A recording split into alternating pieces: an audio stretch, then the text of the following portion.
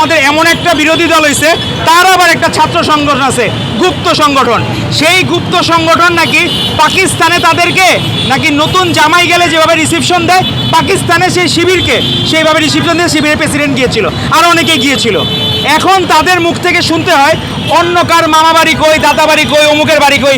আগে বাবা আপনার নিজেদের বাড়ি কই সেটা আগে বলেন। আপনাদের বাড়ির ঠিকানা কই? আপনি ঠিকানার জায়গায় যে লেখেন জাতীয়তাবাদ কি, আপনারা বাংলাদেশি জাতীয়তা বিশ্বাস করলে তো আলহামদুলিল্লাহ, আর যদি অন্য কোনো জাতীয়তা বিশ্বাস হন ওটা একটু লেখা নিয়েন। বা আমাদের তো অপশনে বাংলাদেশে তো আর কিছু গ্র্যান্ড করে না, কিন্তু যদি গ্র্যান্ড করতো, আমার ধারণা তাদেরকে যারা জামাই আদর দিয়েছে, শিবিরের প্রেসিডেন্ট দেখলাম সে কথাবার্তা বলতেছে, আসলে ওই যে তাদের ঘুমটুম হয় না তো, ওই 12ই ফেব্রুয়ারি ইলেকশন হারার পরে তাদের ঘুম কম হয়, আবার নির্ঘুম থাকার কারণে পাগলের প্রলাপ বলে। এখন মানুষজন কি করবে? আমরা দোয়া করব আল্লাহ তাআলা তাদেরকে যাতে সুস্থ রাখে, কারণ এইভাবে যদি কোনো দুর্ঘটনার শিকার হয় মানসিক অশান্তি থাকতে থাকতে, এর দায় বারবার কে নিবে?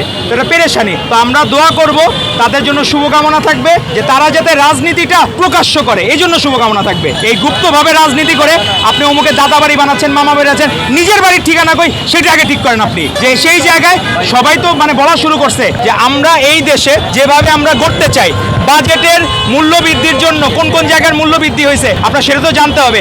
খারাপ জিনিসের মূল্য বৃদ্ধি হইলে তার জন্য কি আপনার রাস্তায় নামবেন? তা আমরা আমাদের বিরোধী মতের বন্ধুদেরকে অনুরোধ করব, আপনারা অন্তত ফ্যাসিস্ট লীগের বিষয়ে আপোষ করেন না। আমাদের মাননীয় প্রধানমন্ত্রী জনাব তারেক রহমান, তার নেতৃত্বে বাংলাদেশ জাতীয়তাবাদী দল কোনো দিন ফ্যাসিস্ট লীগের সাথে আপোষ করবে না, এক মুহূর্তের জন্য আপোষ করবে না। কিন্তু আপনারা দেখলাম জামায়াতের এমপি যেসব জায়গায়, সেই সব জায়গায় দেখলাম লীগ মিছিল বাইর করে, কি এক অদ্ভুত ঘটনা।